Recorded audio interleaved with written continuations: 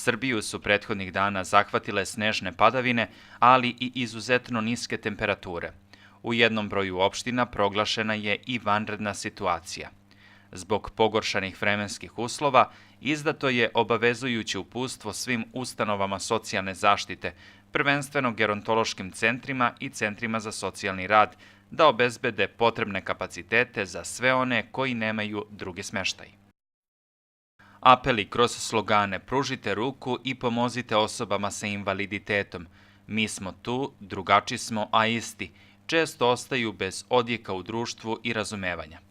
Bez obzira na sva obećanja, uz delimično uređenu zakonsku regulativu, osobe sa invaliditetom i posebnim potrebama nemaju mnogo izbora, a život im je težak zbog hendikepa sa kojim žive ili od rođenja ili spletom životnih okolnosti i bolesti.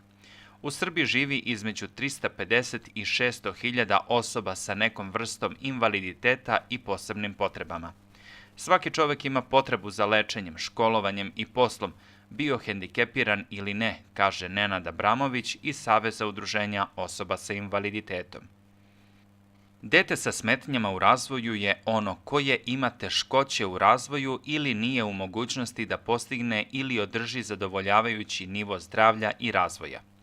Ukoliko vaspitači primete da dete poprilično odstupa od većine dece istog uzrasta, prvo obavljaju razgovor sa roditeljima.